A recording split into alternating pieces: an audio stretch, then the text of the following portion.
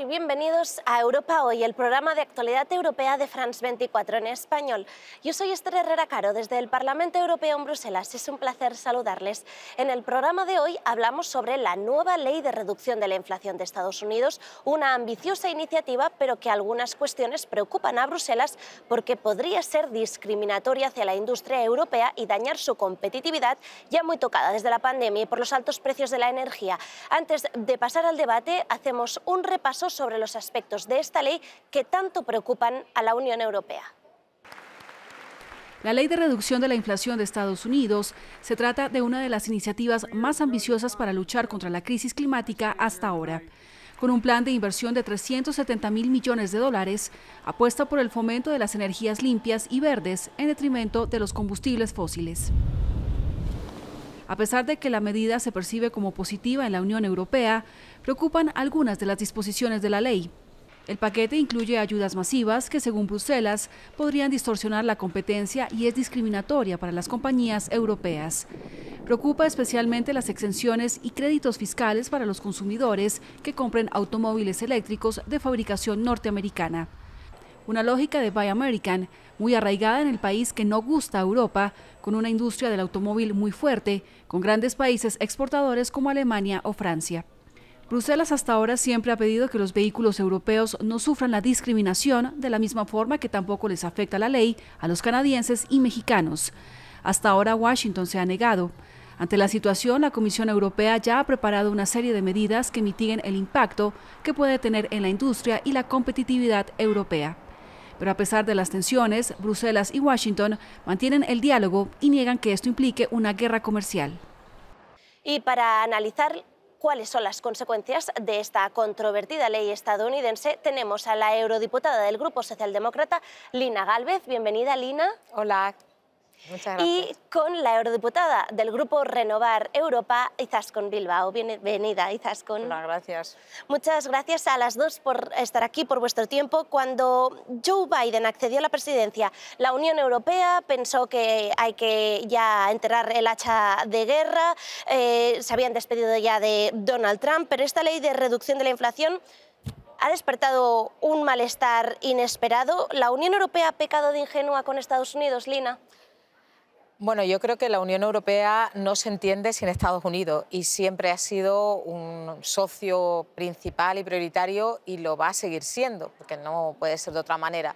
Lo cierto y verdad es que la globalización tal y como la conocíamos ha cambiado y Estados Unidos lo que ha hecho ha sido adaptarse y, digamos, ser un actor principal en esos cambios, ¿no? Y ha hecho, pues sí, una ley que no tiene nada que ver con la inflación, con la reducción de la inflación, sino que es principalmente una ley para la reindustrialización y, sobre todo, para la transición verde y para, bueno, pues para fomentar que se produzcan las cosas en Estados Unidos, sea de empresas norteamericanas, sean de empresas extranjeras. Y aquí es donde, de alguna forma, viene el problema, porque tienen unas condiciones tal vez mejores que nosotros, ¿no? El precio de la energía, el propio mercado interno que tienen la moneda de referencia, en fin, tienen una demografía más dinámica que nosotros, tienen una serie, digamos, de ventajas que les permiten bueno, pues, hacer este tipo de políticas, que evidentemente, bueno, pues son unos subsidios a esas empresas que van a competir preferentemente en los mercados internacionales. Pero, y esto creo que puede ser casi también lo más problemático para la Unión Europea, que puede atraer una inversión directa extranjera que no venga a la Unión Europea o incluso de empresas europeas que acaben yéndose allí, o el talento europeo, que ahora mismo pues escasea, ¿no? Como he dicho antes, por este invierno demográfico hacia el que estamos yendo. Entonces yo creo que más que quejarnos, ¿no? Que también debemos, bueno, si tenemos unas reglas, ¿no? establecidas internacionales y queremos jugar con esas reglas, vamos a jugar todos con las mismas reglas. Lo que pasa es que es verdad que antes tampoco se jugaba todo con las mismas reglas. Pero lo que tenemos que hacer pues, es reaccionar, que es lo que se está haciendo, tal vez un poco tarde, pero se está reaccionando. Y sobre todo intentar encajar bien esa asociación o esa relación con Estados Unidos, porque en esta globalización, que ahora es mucho más segmentada, el hemisferio oeste, para que nos entendamos, va a seguir funcionando de manera integrada. Izaskun.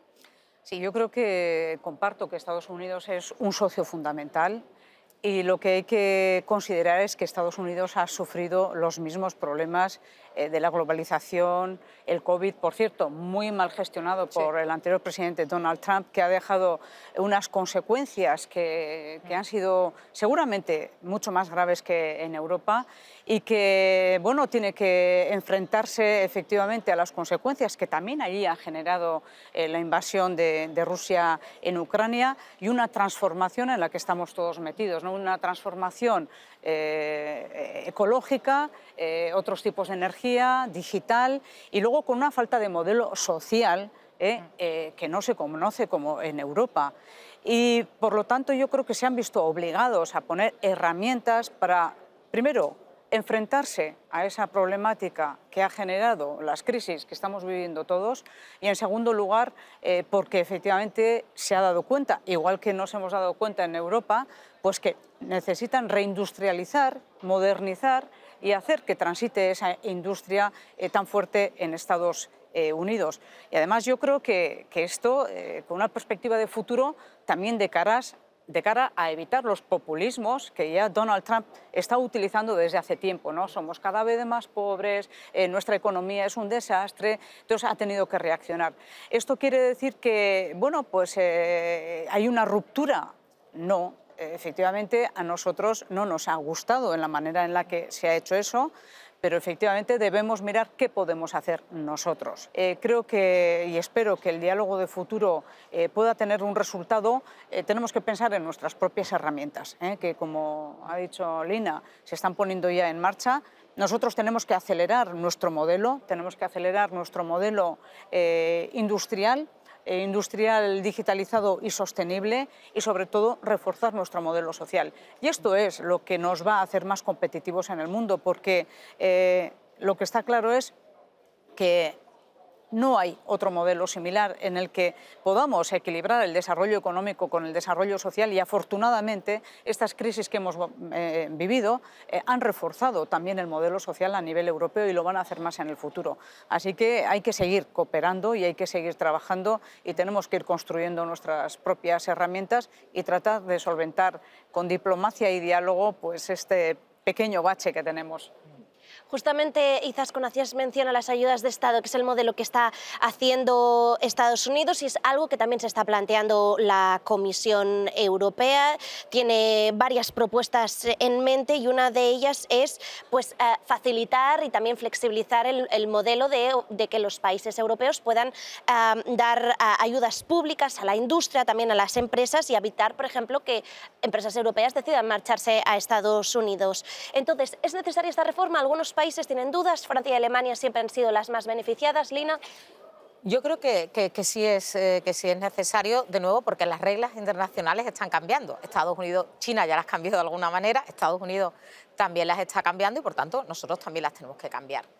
Y además, porque para hacer la transición, sobre todo, tanto la digital, pero sobre todo la ecológica, hace falta mucho dinero y con mucho riesgo y, por tanto, hace falta que digamos, haya más dinero público ahí, sobre todo cuando hablamos de la innovación, que tiene que ser central en todo este proceso. Dicho lo cual, ese proceso lo tenemos que hacer de manera que no aumenten las desigualdades, porque los países no estamos en la misma situación.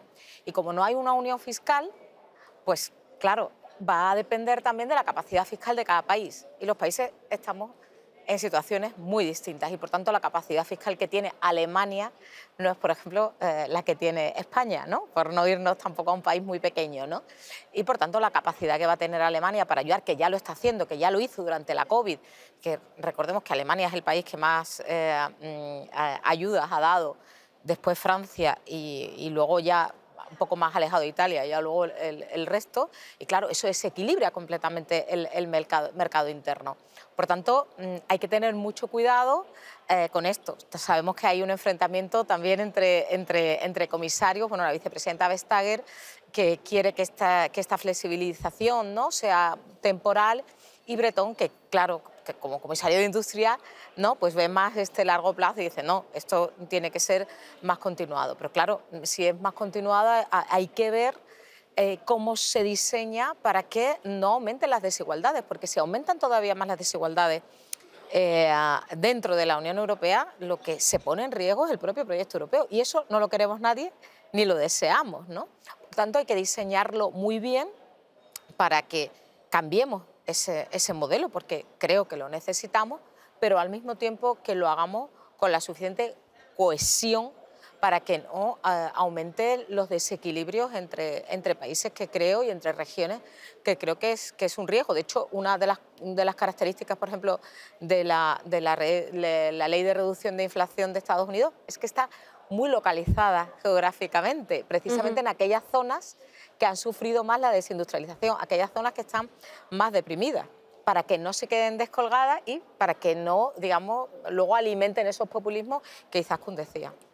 La Comisión Europea habla de unirse con Estados Unidos, sobre todo para hacer frente a China, que lo que se tiene que enfocar es no depender tanto de China, por ejemplo, en cuestiones como las tierras raras y materias primas. ¿Debe ser el futuro también una reindustrialización europea? Algunos venimos reclamando desde hace muchísimo tiempo que Europa tiene que ser mucho más industrial de lo que es. Quizá porque yo procedo de una región industrial, y lo que hemos visto es que en las crisis, por ejemplo la del 2008, las regiones industriales en Europa soportaron mucho mejor el embate de la crisis. ¿Por qué? Pues porque una industria lo que atrae es, primero, más innovación, más formación humana, empleos de más calidad, más arraigo al territorio, creación de pymes que van colaborando con esas industrias que en este momento son ya de 4.0, y por lo tanto hemos reclamado esa reindustrialización europea desde hace mucho tiempo, y yo me alegro de que estemos hablando de esto. ¿Por qué? Pues porque veíamos que la competencia, por ejemplo, que hacía China con los pasos que iba dando, pues en algún momento iba a acabar con el modelo europeo y de todas las regiones europeas, ¿no? Pero yo en este momento, hablando de reindustrialización, que creo que es también un movimiento global y también en Estados Unidos, lo que echo de menos es el acuerdo comercial que quedó desbancado con Estados Unidos. Pues nos quedamos con esta idea. Izaskun, Lina, nos hemos quedado sin tiempo, pero muchísimas gracias a los dos. A ustedes les esperamos en el próximo programa de Europa Hoy. Gracias por ver France 24 en español.